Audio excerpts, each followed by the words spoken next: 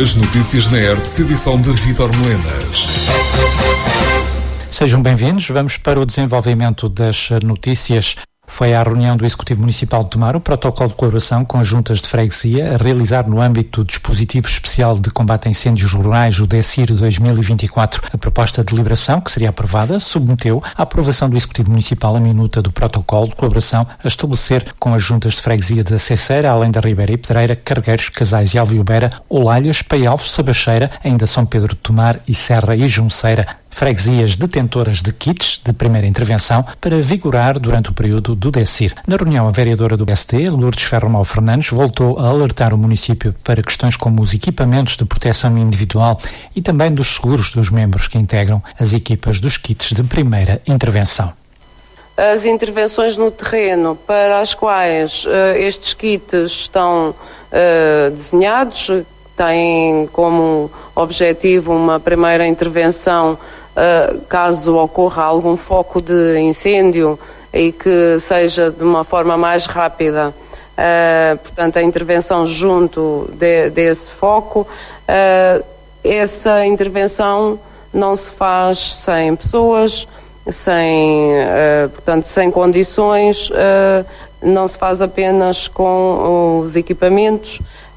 E já há longa data que temos questionado e feito referência à situação das pessoas que trabalham com estes kits, nomeadamente à sua situação de segurança, ao facto de não estarem garantidos os seguros durante as intervenções, bem como os EPIs, que entendemos que deveria o município estar preocupado também e apoiar as juntas de freguesia nesta matéria. Deixamos esta questão, saber se existe uma avaliação, se já foi feita uma avaliação dos anos anteriores sobre portanto, a execução destes protocolos, as dificuldades, as propostas. O Presidente da Câmara de Tomar reconheceu que há ainda muito a melhorar neste processo. O Cristóvão referiu que têm sido feitos avanços na questão dos equipamentos, mas que no que se refere aos seguros, a solução é mais complexa e envolve questões legais. A questão dos seguros é mais complexa porque, digamos, esta atividade é muito pontual e não está... Enfim, há aqui questões legais na sua regulação para conseguirmos que haja seguros a cobrir esta atividade, como dizia. Isto tem que ser enquadrado de uma forma mais global que não apenas a questão aqui do Conselho de Tomar. Mas em relação aos equipamentos, aquilo que pretendemos é continuar a melhorar e, portanto, a prestar às juntas de freguesia e a quem nelas faça este trabalho, efetivamente, as devidas condições, sendo certo que aquilo que se pretende muito é que esta, quase mais do que a primeira intervenção, seja um trabalho de vigilância. E, aliás, é nesse sentido que a própria questão do combustível que é cedido às juntas de freguesia acontece nestas quantidades. É para que vá existindo um trabalho de vigilância ao longo do período, portanto, em que se efetua esta atividade, mais do que propriamente até a questão da primeira vigilância, ainda da primeira intervenção, ainda que ela, naturalmente, se necessária, deve ocorrer. Mas, simplificando, é algo a conversar com as juntas, temos que ir trabalhando e, obviamente, temos que ir melhorando sempre, nomeadamente nesta questão dos equipamentos, apesar de não deixar de sublinhar que é algo que foi de alguma forma inovação quando se começou a fazer e, portanto, é um trabalho para continuar. A Polícia de Segurança Pública volta durante o mês de abril a efetuar operações de controle de velocidade nas estradas da região com recurso a radar, assim no âmbito da campanha de prevenção Quem o Avisa, e depois de ter já realizado no arranque do mês de abril uma operação na Calçadinha, em Santarém, a PSP volta à estrada a 10 de abril e entre as 8 e as 12 horas vai estar na Avenida do Bom Amor, em Torres Novas. Segue-se Orem a 11 de abril, também entre as 8 e as 12 horas, na Rua Dr. Joaquim Francisco Alves, e a 12 de abril o Cartacho vai receber o radar radar da PSP, que ficará instalado na rua Serpa Pinto entre as 8h30 e as 12h30. Tomar aparece neste mapa de operações da PSP a 16 de abril, com o radar a marcar presença na Estrada Nacional 110, em Carvalhos de Figueiredo, das 16 às 19 horas. O radar vai ainda estar depois em Abrantes, na Avenida Dr. Manuel I, dia 23 deste mês de abril, das 8 às 12 horas, e dia 30 de abril, também no mesmo horário, no entroncamento, na Avenida Sá Carneiro. Rádio Hertz, a primeira a informar. As obras na urgência de Abrantes podem ou não significar a machadada final nas aspirações dos tomarenses de terem uma urgência médico-cirúrgica em Tomar, questionou o vereador do PSD, Tiago Carrão, em reunião de Câmara. Os pormenores com António Feliciano. O eventual regresso da urgência médico-cirúrgica ao Hospital Nossa Senhora da Graça, em Tomar, foi tema de análise na recente reunião da autarquia na Bantina, altura em que o vereador Tiago Carrão, do PSD, quis saber se o recente investimento de 3,6 milhões de euros na requalificação da urgência de Abrantes significa a machadada final nas aspirações dos tomarenses que ainda acreditam na recuperação da Valência. Foi assinada ou consignada a empreitada de requalificação e ampliação da urgência médico-cirúrgica no Hospital de Abrantes, e obras pelas melhorias das condições de cuidados de saúde, prestação de cuidados de saúde na região são sempre bem-vindas, isso é um facto. No entanto, é um investimento de 3,6 milhões de euros no Hospital de Abrantes. A minha pergunta é se faz alguma leitura disso, nomeadamente se não sente que isso possa ser uma machadada nas aspirações legítimas dos tomarenses em terem de regresso as urgências médico-cirúrgicas ao Hospital de Tomar. O Sr. Presidente esteve presente na cerimónia e a minha pergunta é se obteve alguma informação sobre o assunto, sobre este tema. Hugo Cristóvão, presidente da Câmara de Tomar, quis deixar claro que o investimento na urgência do Hospital de Abrantes significa um investimento para toda a população do Médio Tejo, provocando depois Tiago Carrão ao referir que o novo governo pode mudar agora o que tem sido feito. E por muito populista que seja, continuar com essa história dos 3 hospitais e de qual é que recebe mais e de qual é que recebe menos, não me vão ouvir cair nessa conversa. O centro hospitalar, as 3 unidades do centro hospitalar do Médio Tejo, alguém decidiu que seria assim. Foi há muitos anos, foi há umas décadas. Foi uma decisão errada à altura. Foi, com certeza que foi. Mas é que existe, é com ela que temos que trabalhar, e há muitos anos, e portanto qualquer investimento em qualquer uma das 3 unidades, Abrantes, Tomar e Torres Novas, é um investimento no centro hospitalar do Médio Tejo, serve a todos os utentes do Médio Tejo. As urgências da unidade de Abrantes, efetivamente, estavam em mau estado, em muito mau estado, e, portanto, esse investimento é muito bem-vindo, tal e qual como também vão existir investimentos nas unidades de Tomar e de Torres Novas. E, portanto, é isso que temos que continuar a lutar, é que os cidadãos sejam bem servidos e, portanto, tenham de facto as melhores condições quando têm que acorrer aos serviços. Quanto a outras aspirações, apetece-me provocá-lo e dizer, bem, quem sabe agora o novo governo possa alterar aquilo que tem vindo a ser feito. O anterior conseguiu, apesar de tudo, trazer ou recuperar algumas questões que tinham sido perdidas, como seja, por exemplo, o internamento médico-cirúrgico, o aumento do número de camas, a vinda do TAC, todas essas coisas. Portanto, vamos ver agora o que é que o novo governo nos trará. Esperemos que traga muito, obviamente. Mas, volto a dizer, o mais importante disto é qualquer investimento em qualquer uma das 3 unidades do centro hospitalar do Médio Tejo é uma melhoria dos serviços para todos os utentes do Médio Tejo, e é isso que temos que continuar. Rádio Hertz, informação.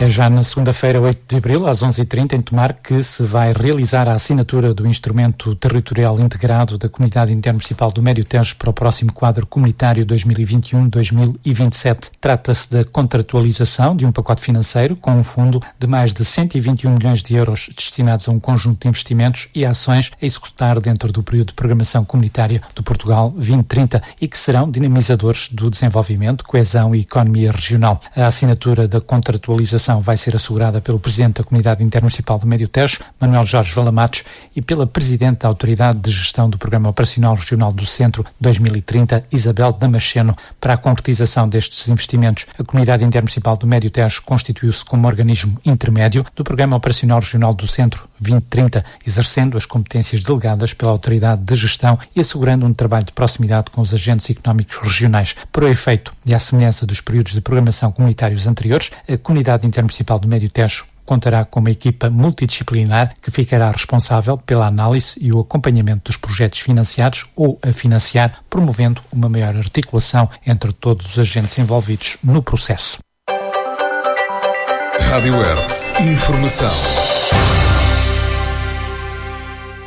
A empreitada de reabilitação do imóvel, onde futuramente será instalada a loja do cidadão em Constância, deverá avançar ainda no decorrer do mês de abril. Trata-se de um investimento de 1.500.000 euros e que resulta da aquisição do edifício da Santa Casa da Misericórdia de Constância, no centro da vila, edifício que vai permitir centralizar um conjunto de serviços. Na sessão comemorativa do Dia do Conselho, o presidente da Câmara de Constância, Sérgio Oliveira, referiu um conjunto de objetivos que se irão concretizar com o projeto.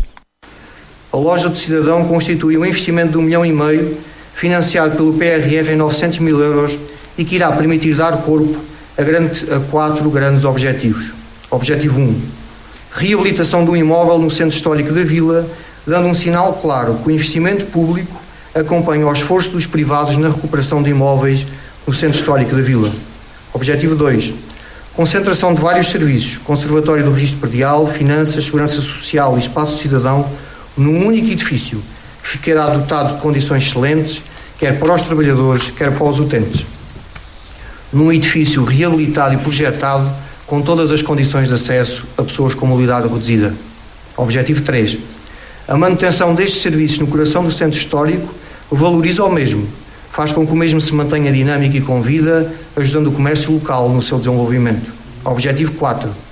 Através da aquisição do imóvel à Santa Casa da Misericórdia de Constância, ajudamos esta instituição do ponto de vista financeiro, bem como a que a mesma se libertasse de um património para o qual não tinha uma solução a curto prazo.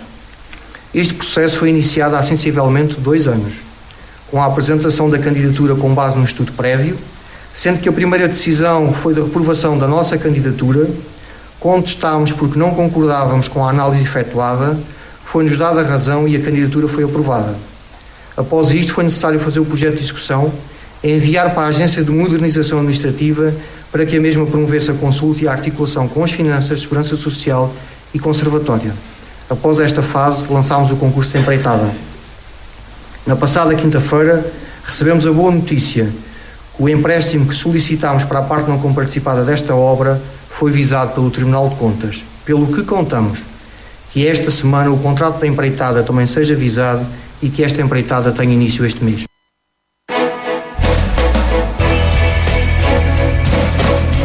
Hertz. Informação na hora certa, diária e atualizada. A Câmara Municipal de Orem aprovou, na reunião de Câmara de 1 de abril, um protocolo no valor de mais de 65.000 euros para apoiar a reconstrução da casa de primeira habitação de uma família em Aldeia de Santa Teresa, na União de Freguesias de Freixoguenda, Ribeira do Fário e Formigais, afetada pelos incêndios de julho de 2022. A habitação foi completamente destruída pelas chamas, deixando os seus 3 residentes numa situação de vulnerabilidade. O protocolo aprovado visa cobrir a diferença entre os cerca de 80.000 euros prometidos pelo Instituto de Habitação e Reabilitação Urbana, o IRU, e o montante total necessário para a reconstrução, que foi estimado em cerca de 140.000 euros. Apesar do apoio camarário, a família continua à espera da conclusão do processo pelo IRU para garantir a totalidade do financiamento necessário. Enquanto isso, a Câmara comprometeu-se a disponibilizar as primeiras tranches do pagamento das obras com o protocolo aprovado, mas aguarda que o IRU finalize o processo para cumprir com o seu compromisso de financiamento. Rádio Hertz, a primeira a informar. A Guarda Nacional Republicana já está a sensibilizar proprietários para a obrigação de limpar terrenos até 30 de abril. No que ao Conselho de Tomar diz respeito, estas ações estão em curso nas freguesias de Serra e Junceira e ainda em São Pedro. A limpeza deve ser efetuada numa faixa de 50 metros de largura em torno de edifícios e de 100 metros dentro de aglomerados populacionais, de parques de campismo e de parques industriais e logísticos. Recorde-se que os proprietários devem proceder a essa limpeza até 30 de abril, ainda que as últimas chuvas tenham tornado essa tarefa praticamente praticamente impossível de realizar durante os próximos dias, desde logo para quem recorre a tratores agrícolas para efetuar essa gestão. Aliás, face às atuais condições atmosféricas, qualquer limpeza que se faça nesta altura fará com que seja necessária nova intervenção antes da chamada época de incêndios, com os custos daí inerentes. No entanto, para já o prazo está mesmo fixado, a 30 de abril, e é sobre este intervalo temporal que a GNR está a sensibilizar os proprietários. Rádio Hertz, a primeira a informar. E vamos para o fecho das notícias com a habitual nota do dia, hoje com Sara Costa. Não discutimos Deus e a virtude. Não discutimos a pátria e a sua história. Não discutimos a autoridade e o seu prestígio. Não discutimos a família e a sua moral. Caras e caros ouvintes, estamos em abril, mês da democracia e das conquistas. Importa não esquecer estes discursos autoritários que eram uma constante durante o período do Estado Novo. É certo que a democracia constrói-se, como dizia Churchill, a democracia é o pior dos regimes, à exceção de todos os outros.